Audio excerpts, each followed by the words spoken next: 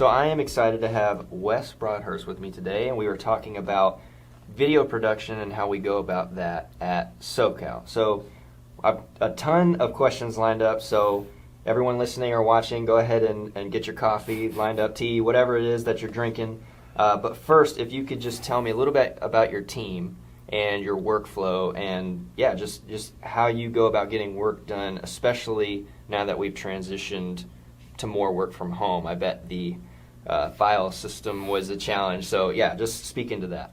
So we have 3 coordinators and 5 shooters and or editors, some full-time editors, some are a hybrid, and we do everything from fully animated spots to traveling and shooting on location.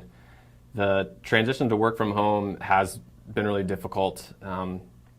Video requires a lot of data, a lot of media, huge file sizes. I mean, we're shooting in 4K, so that has really been a hurdle to be able to distribute all of that to our various editors in their homes via external drives. You know, when we were in the office, we could easily hop on someone else's project and get it done. So we've really had to work hard and hustle and get creative to get around the work from home. Yeah, for sure. So you think the file system was the biggest challenge for the transition, or was it maybe scheduling and coordinating, like I need to be at this shot or this shot? What do you think was the biggest challenge? The biggest challenge was handling the logistics of all of that media. We have so many clients and so much media that every single editor of our team couldn't have 24 terabytes worth of that's a lot worth of media in their home. So we kind of broke it up to all those different people, and so maybe someone's working on this client and they're tied up, but this editor can't work on it. So we had to really hustle and really figure out how to get creative to work on things and to share things amongst our team. But we definitely have learned a lot through that process and feel like when everything does get back to normal, we'll be able to get things done even faster for our clients. Yeah, for sure. I mean, everyone speaks very highly of you all. So you transitioned well, and I don't think there was any lapse in time or like pumping stuff out. So that's been amazing to see, and how fast you guys were able to do that. So thank you for that quick introduction. Now we're going to transition into some questions. So the first question is about concepting and brainstorming. So what does that look like for your team, and how do you get started with the concepting system when you're thinking about a spot? We have some clients that have their idea, they know what they want to do, and they give that to us. And then we have a lot of clients too that give us more of that creative freedom. And I think across the agency, we have a very creative team. I think even our salespeople, they are constantly thinking of ways and campaigns that they can address their clients' needs. But our team as well loves to be able to even just jump in at the level where the sales team is giving us a problem that their dealership is having, whether they're struggling to sell a certain vehicle, or they need to push their used inventory, or they're trying to figure out a specific way to compete with the dealership down the road. And really, it's a lot of fun for us to just put our heads together and think outside the box and come up with creative ideas. It's really fun to bring really creative, and I feel like national brand level ideas to local dealerships, because I think so many have been doing the status quo for so long. It's really fun to bring them campaigns, and I think when dealers are able to see and envision a new type of campaign, they do get really excited about it. Yeah, for sure. And so we just love to do that. We've got a really young team. We have a lot of people that have come from outside the automotive industry, and so I think that's something that makes our team and the Sokal team really strong, is that we have people that have been in the industry for a long time. We also have people that bring different perspectives to it and can help our clients stand out. For sure. So from what I understand, your team will get together, do some brainstorming, some concepting, maybe do some light scripting, or maybe not completely finalized, and then that's what you will take with you to the dealership. And then do you have like a meeting with them, obviously, to make sure that they're on board with that idea? So what does that process kind of look like after you've got that idea? How does that meeting look like with the dealership? Yeah, we have monthly brainstorming sessions where we just are looking to the future, upcoming months, upcoming seasons, where we'll just continually work. We're constantly trying to just compile more ideas to have a kind of a menu, if you will, for the dealerships and the salespeople to bring to their dealerships. And then getting back to what you were asking, they will take those, and our team, our art department will build storyboards, and we'll put that into a presentation and be able to bring that to our clients so they can really see what it will look like. And in some cases, we'll go ahead and we'll build a spec spot so they can see what it'll look like. They can see it, they can feel it. And that's just been really effective. I think it's one thing to just pitch the name, pitch an idea, but when you can bring a fully fleshed out campaign where they can see the logo, they can see how it works, I think everybody gets really excited about it, and it makes it really easy to work together. Yeah, for sure. It's like, I kind of think about it like shopping. It's one thing to shop online, which a lot of us do now, and we're like, I just need that. But you want to like hold or touch the thing. You want to see how it works. And so that's amazing that we're able to not just do the storyboard, but actually show the concepting so that they can see it, so that we don't do something, provide it, and they're like, it's not quite what we wanted. So that's extremely powerful. Absolutely. So this is a great segue into our second question. Now that we've been talking about how they're able to see the things that we provide, what are the things you think a client should consider when choosing an agency for video production?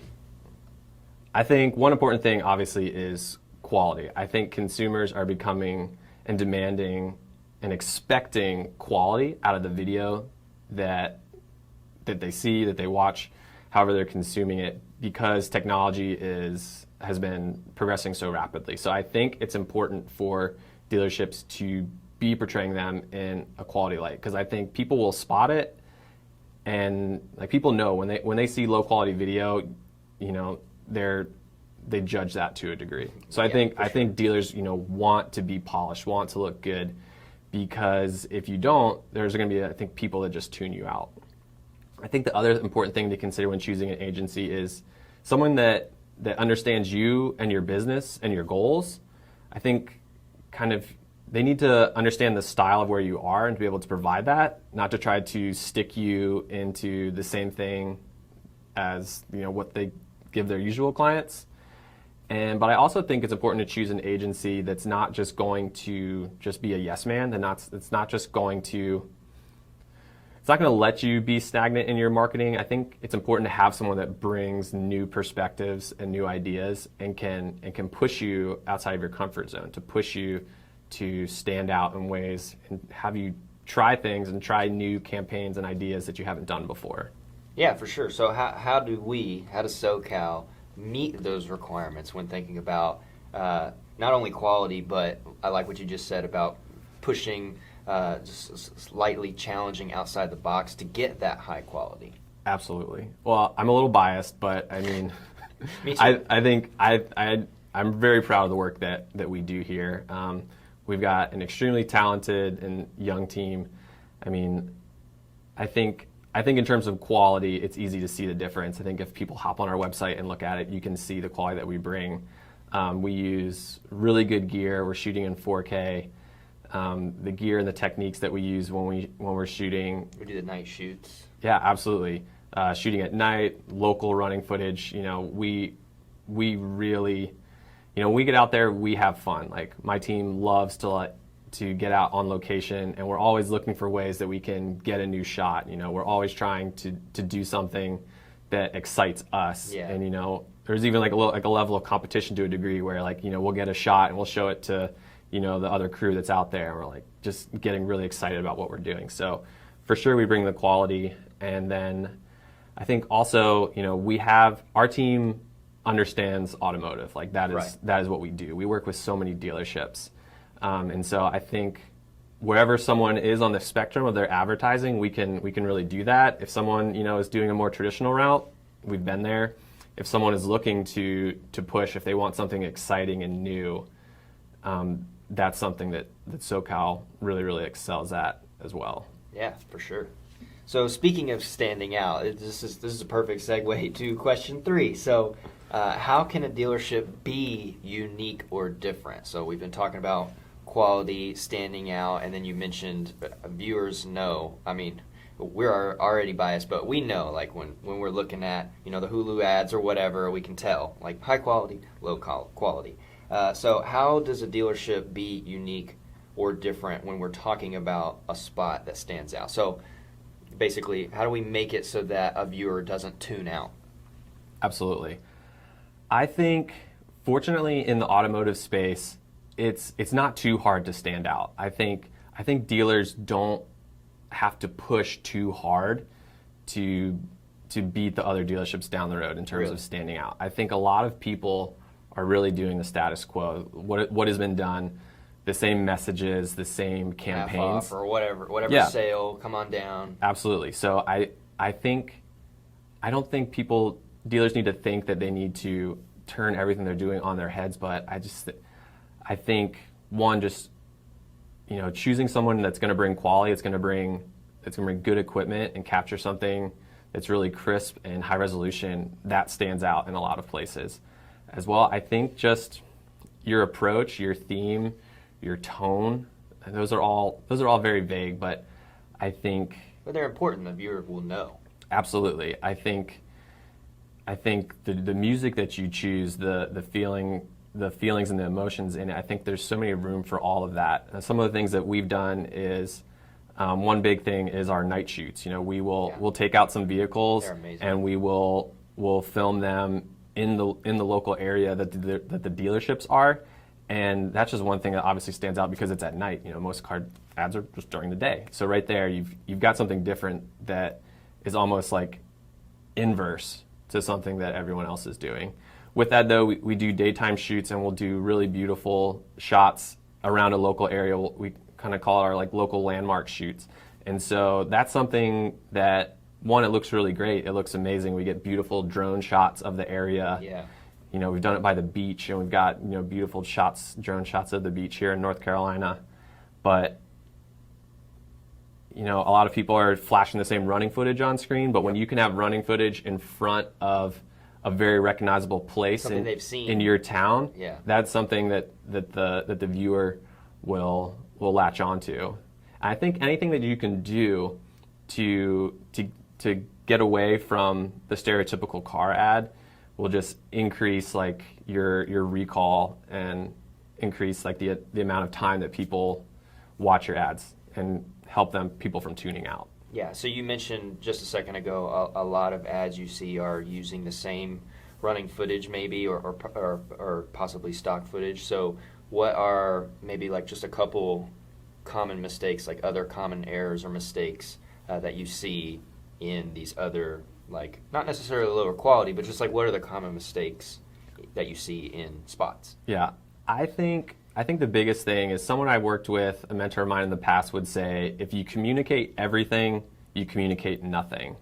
I think a lot of dealers are so eager. They want their customers to remember so many things in their ads. They tell them everything. They tell them everything. They tell them about the current season and the sales event.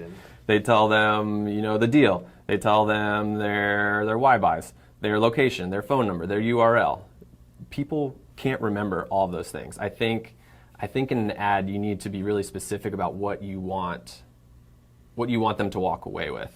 Are you trying to push that deal, or are you trying to just build brand awareness? Right. Are you trying to we've done a lot of things where the company's under new management or it's got a name change. New location, no one knows where it is. I think you need to really focus in on the one thing, because as you know, we're busy people. We have so many things going on in our mind, and I think people need to remember you only have time for the consumer to remember so many things. Yeah, and that makes me think the way we do a lot of our spots, especially the nighttime spots, and then where we do the local running footage, will stand out no matter what you're pushing for. So whether it's the new location or if it's the deal, the viewer is not only latching on to the deal or the location, but they're becoming comfortable because it's something that they know.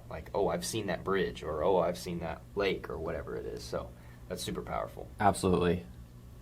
So we've been talking a lot about spots and how the viewer sees them and brand awareness and them getting comfortable and what they feel. But how would you advise the client, the dealership, when they are choosing a medium to place that spot? Because there are so many places that you can put the spot.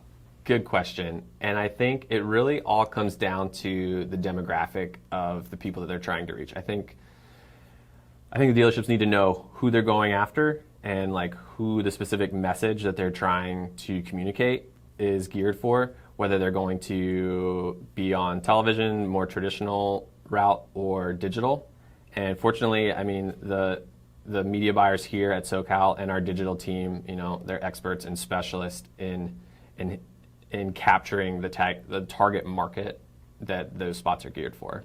So let's move back to working along with the client for just a second. So thinking about the automotive work cycle. So how does that inform and influence your team when preparing, and how are you able to work and plan ahead along with the client? Yes, so the monthly reset of new deals and incentives coming out every month is a very difficult thing in the industry. I think every dealer, every agency that works in this industry understands that. And I think what we've found to work really, really well and what we really push our clients to do is to plan ahead and to do extended campaigns. Jumping back to the customer's attention span, I think if you're only running a campaign for 1 month, and then jumping to something the next month, you don't have a lot of time to build the brand awareness. Absolutely. And for people to really latch onto that message. Yeah. So I think for dealerships to keep a campaign for a couple months, a quarter, or for brand awareness campaigns even longer, I think people that are getting those ads are going to have more time to consume and to retain that message. Wow, so when we say plan ahead, we're talking months. We're not just talking about every 3 to 4 weeks, like on it reset. We're planning ahead, like by months or quarter. You said quarterly, right? Absolutely, and this is something we're growing into. It's something that I think even a lot of dealerships are slowly adopting. But I think the ones that are doing that are just experiencing a lot less stress. Yeah, a lot more freedom, because it's true. You do need to wait for those deals to come out. But we can build a campaign. We can build the rest of it, and those deals can get plugged in later. You can select the right incentives to fit that campaign model. Yeah, that's amazing. So we've been talking a lot of internal video production team kind of handling everything. It's just like you guys are a powerhouse of moving behind the scenes, and then something happens and we're like, oh, this is amazing. How did this happen? But how would you say the rest of Sokal, the other departments or teams, like how do they influence and help in the making of these spots? Absolutely. I mean, I think the agency at large has to work together because, we have the sales team and the account team speaking directly to the client, and we're kind of here to help fulfill their vision. But I think specific to video, really your video is only as good as the people that can see it. Yeah. And so you can have an incredible video, but if you're not running it in the right place, if no one is seeing it, you're kind of wasting that money. For sure. So fortunately, we've got a really great digital team and media buyers and our programmatic team that are able to leverage that video to get the biggest return on investment for that. Especially like these bigger campaigns, these night shoots, these things that the dealerships are willing to invest in, you want that to be seen and to be seen by the right people. So being able to have a full agency that can work together and to make sure all the pieces of your campaigns are running smoothly makes a big difference. Absolutely. And like you mentioned earlier, for anyone listening or watching, they can check it out. Our portfolio is on our website. You can go there and check out those video spots. Some of the night shoots are on there. And it's just, you can see how we kind of influence the different demographics and where they're placed. So I just want to say thank you so much for being on the podcast with me, and I hope to speak with you again in the future. Before we sign off, is there any other tip or advice that you want to share before we sign off? I think, again, I just say I hope dealers continue to think outside the box. I hope that they can see that being different, that will help them to be seen, to be heard, to get more people to complete their ads, to see their ads, to not skip or tune out. And if they're looking for ways to do that, we've got plenty of examples that we can give them. Absolutely. Of ways that they can put something different out there, and it's something that they'll be happy with, that they'll be proud of. Absolutely, that's great advice. Well, thanks again for being on the podcast, and I look forward to speaking with you again in the future. For sure.